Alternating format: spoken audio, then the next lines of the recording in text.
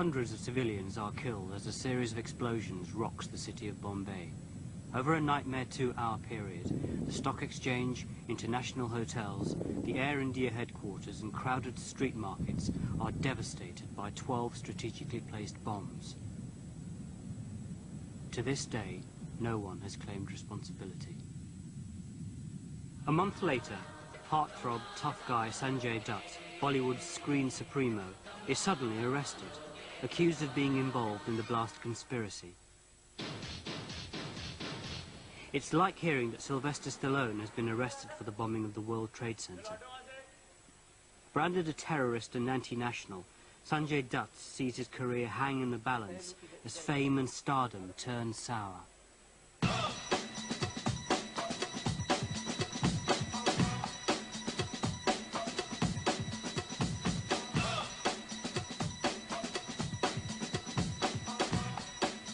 Sanjay Dutt did symbolize the spoiled brat.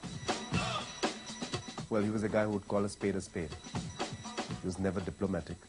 He couldn't be. He has this very macho attitude to life. It's the image they like about him, and presumably it's the image which crucified him. Most of his roles were those of a rough, tough, rowdy guy, and not exactly intelligent acting he had ever displayed. He had this tendency to take the law into his own hands. You'd hear that he'd gone and crashed his car against an actress's wall, and quickly everything was hushed up. Then you'd hear that he had taken a gun and gone berserk with it. He had the clout to get him out of trouble every time he got into it, and he got into it with great frequency.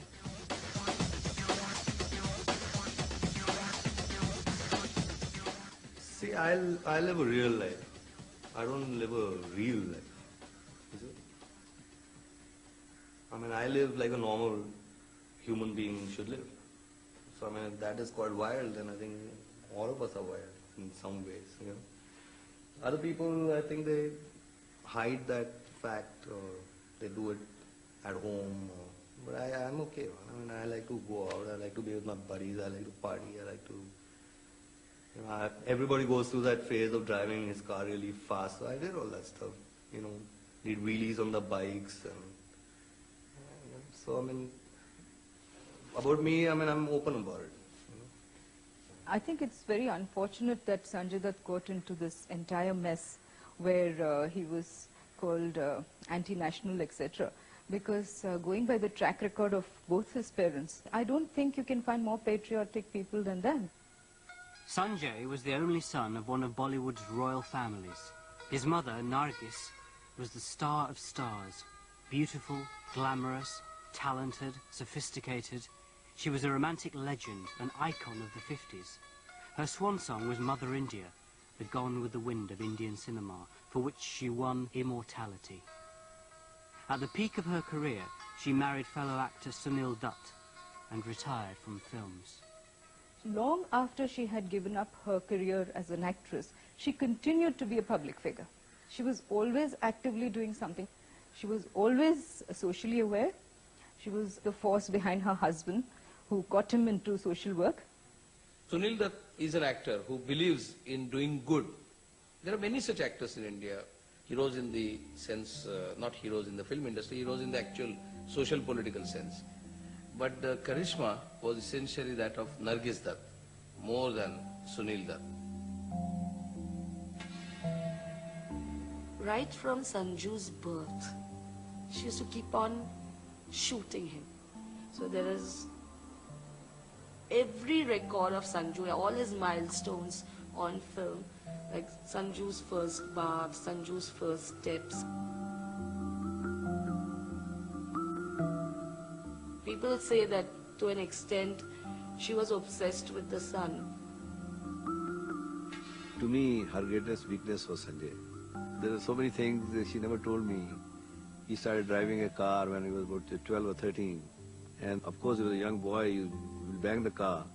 And the mother will say that I banged the car because, you know, so this is how the relationship was. Always, she protected him to the maximum. And she used to be after me to watch her movies and stuff, but I used to get jealous of another man holding her and stuff like that. So I think the first time I saw her movie, I was about 19, 18, 19. What was that like, that experience of seeing your mum? I wanted to kill that hero, whoever it was. But he was a very mischievous boy, and his father thought that if he sent him to a boarding school, he'd be disciplined and he'd grow up into a man, what all fathers want their sons to be. I feel an actor should be very well educated. But it's not only then he becomes a performer, but when he becomes a big star, he becomes a responsible man to the nation that has made him a big star. And I realized that I just couldn't study. I didn't know which, I didn't even know what subjects I'd taken in college because I was hardly there. So the easy way out is to join the films.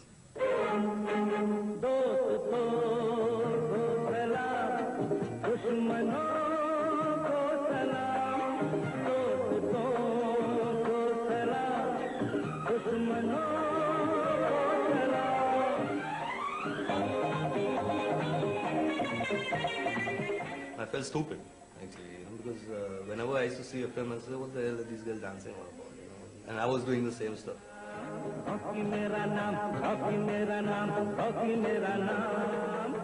Your first movie and your first movie's premiere is like a beginning of a new life for an actor. And at that time, his mother was not well, and she had come back from America, and she was in Breach Candy Hospital.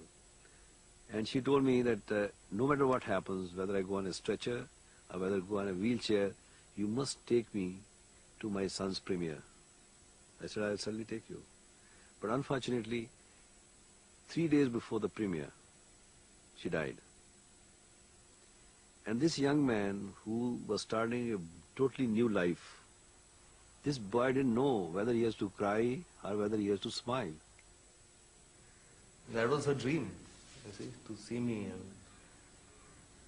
And every son wants to make his mom proud of him. And I wanted her to see it and all that stuff, but it went the other way. He was not recognized in the first or second film as actor. He was very young, and that must have hurt him enormously because soon the rumor started that he has become drug addict. And the word went around that Sanjay is ruining the image of that family. But why did he get films? I don't know about that because he was on drugs. He used to talk about being on drugs. Every magazine carried that he was on drugs. I was doing heroin and cocaine and stuff like that. And I used to be whacked out all the time. Even I can't watch those movies of mine.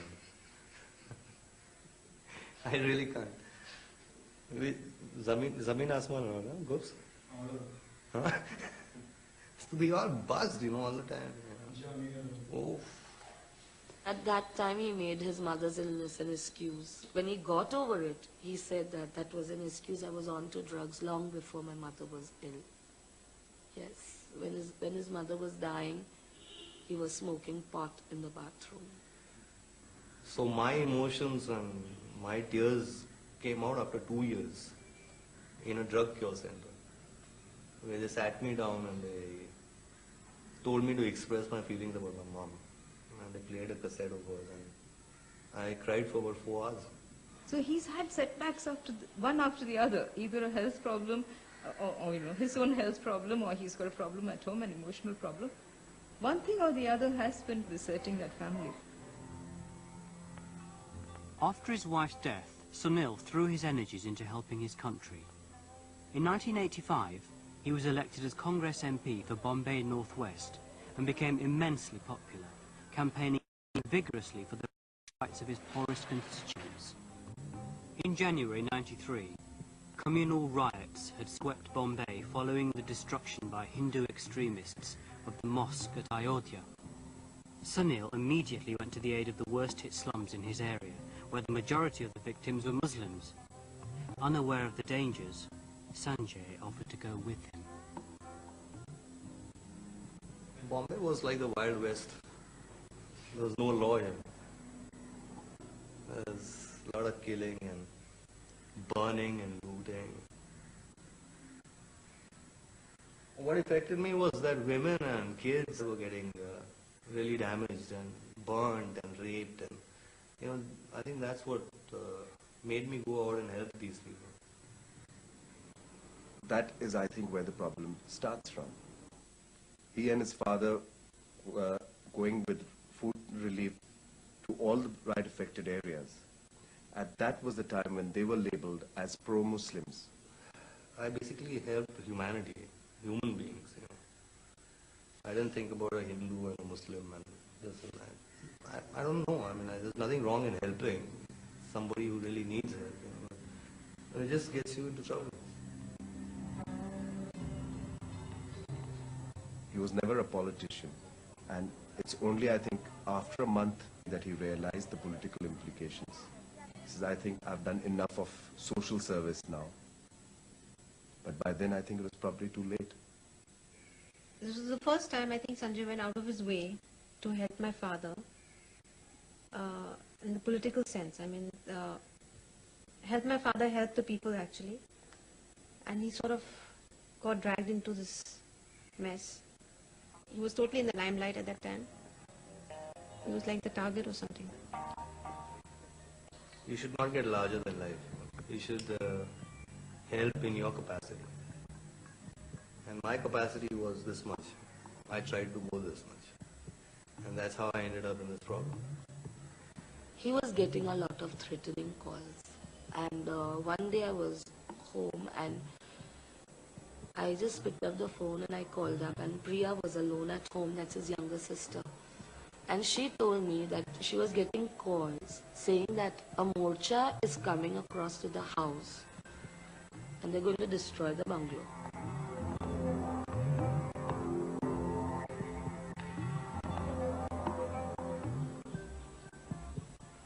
I can tell you as editor, even I receive such threats, and I am not politically active. So if I can receive threats, somebody who is a candidate and his son and is actively campaigning and working in the Muslim area would definitely receive threats. Well, there used to be calls like, oh, we'll kill you and your family, and they knew exactly where my nieces were studying, they knew the movements of my family members, they knew everything, so it became really scary for us, basically. And they had said that, like, there'll be about 200 guys who come rape your sisters, and we'll do this and we'll do that. Just to pinpoint down that, okay, that's the school your nieces go to, and your sister leaves the house between 10 to 11, and all that kind of information which was right, that was scary. He told me that one night he came home and they told him that they were getting these threats, and all night he sat down with a gun, wouldn't sleep, because in case somebody came, his father was not in town, and like his two sisters and were alone in the house, and like he was a man of the family and he had to protect them. And he said he was shit scared.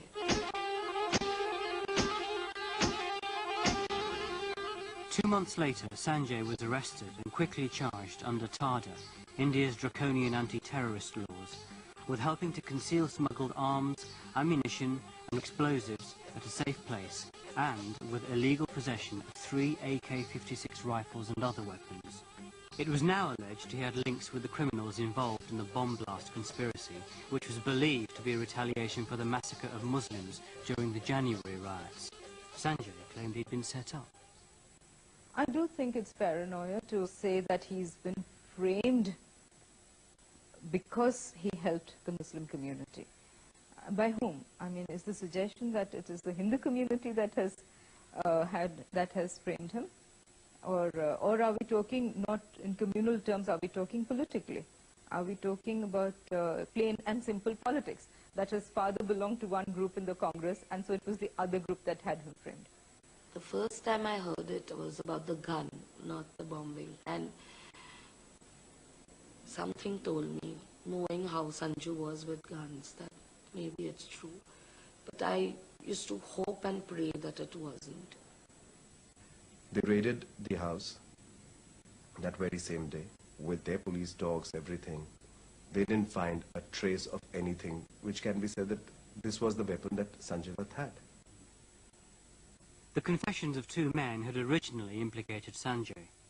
Hanif and Samir ran a video empire, but were also alleged to have links with Bai, Dawood Ibrahim, popularly perceived as the godfather of the Bombay underworld, and rumoured to be one of the men behind the bomb blasts. Well, actually it is not Sanjay's name alone that began to get involved with the underworld. The underworld had begun to get involved in the film industry much before the bomb blast case appeared on the scene. If you were important, you should have been called to Bhai's parties in Dubai, or you should have fraternized with him, or, you know, you were a personal friend of his, so you could make one phone call and get things done. I mean, people boasted about it. They flaunted their connections.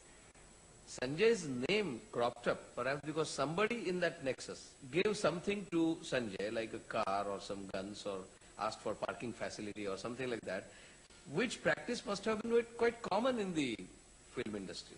If a man he has never met in his entire life comes and shakes his hand and puts an arm around him, oh, he's his best friend. I mean, you can't trust people that way. You can't. It's foolish to do that. And yes, Sanjay Dutt is a fool. But beyond that, no. I mean, I won't say he's a criminal or he's a terrorist or he's a fool. There were a whole lot of people who said he deserved it. I don't think they even said that he really was involved, but they said he deserved it. Meaning, they probably felt he was paying for past sins. The disadvantage to Sanjay Dutt, in addition, was that his reputation was not exactly good. He began as a drug addict in the minds of people, so his image could be easily sullied. By an eerie coincidence, in Khalnayak, started years earlier but released soon after the arrest, Sanjay plays a master villain and anti-national terrorist. The film was a huge success.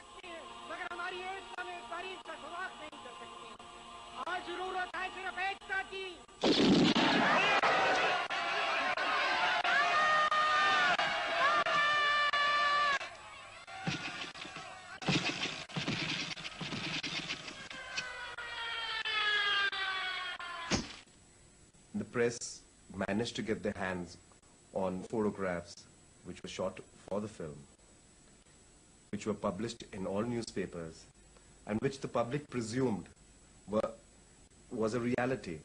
They thought that was from the real life, that is what was happening. The kind of image which the public had of him was that this person, if he believes in something, is capable of doing anything.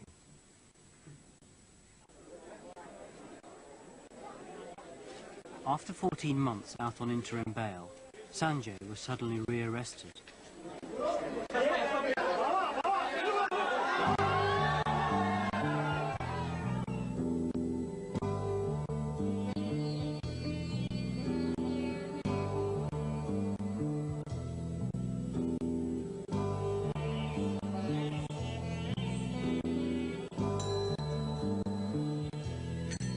Every day, a police van drove Sanjay across Bombay to the courthouse. Family and friends grabbed brief moments with him. And there he was, you know, his fingers through that grill, and he was saying, hi, and it's so good to see you, pray for me, and I love you, and it was so awful. He was like an animal, and only this part of his fingers were through the grill, and we touched our fingers, and he bent down and he kissed my fingers, and it was horrible. Prison is scary anyway, so when you enter a prison, you're scared, especially a person who's not a habitual criminal or it's his first time and stuff like that. And then to be put in a high security barrack where they sort of have these militants there. And it's the shape of an egg, and there were 3 doors, and before you enter that barrack, and there are these grills on top where they have these Central Reserve Police patrolling all over. And you're locked up in your cell, and you're allowed just 15 minutes in the morning and 15 minutes in the evening to come out. So basically you're under lock and key the whole day. It's really, it sort of breaks you mentally. When they handcuffed my son,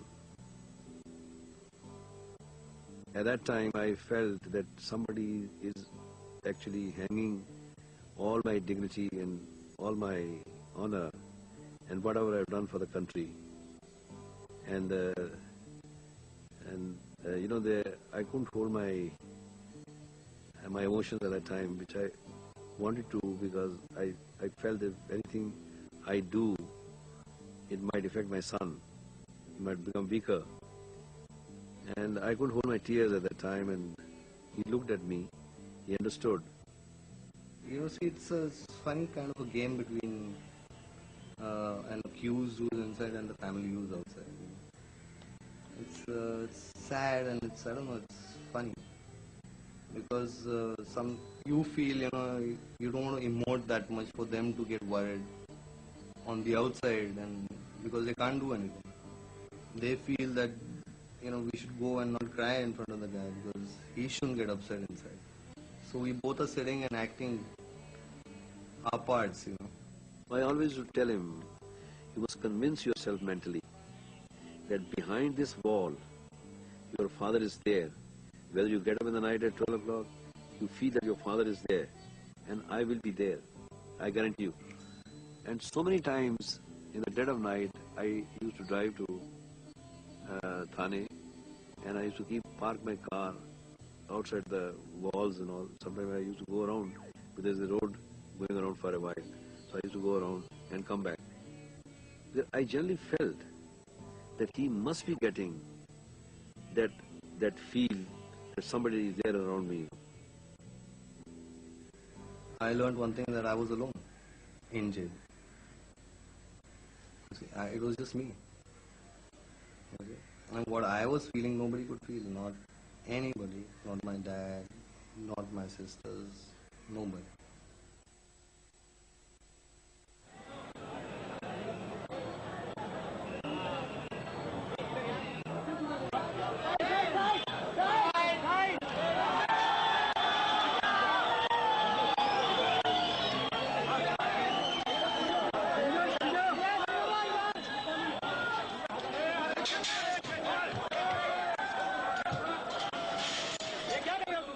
After 15 months in prison, bail was finally granted.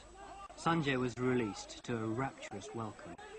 He can now walk free in Bombay, but can do little else. He has to be in court every day that the trial runs. With over 2,500 witnesses for the prosecution alone, the bomb blast conspiracy trial looks set to become the longest in legal history.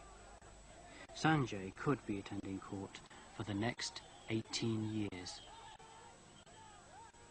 Whatever my son has suffered because of me, because of my ideologies, my thinking, and my whatever I did, you know, for the common people and all.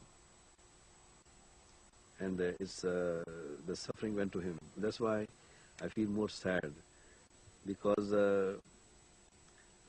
he's the type of guy who doesn't know anything about politics and who doesn't actually never indulge in politics. I don't know anything.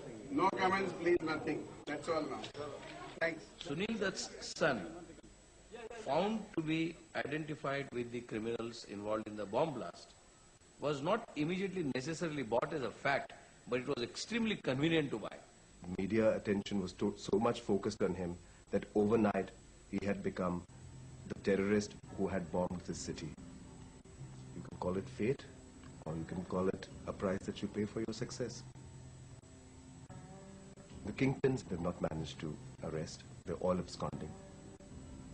And the biggest name which people could identify with was Sanjay Dutt. I go to court every day and I see the proceedings. Nobody's taken my name. They have 2 approvers. They don't mention me. They've questioned about 70 witnesses. Nobody knows who I am.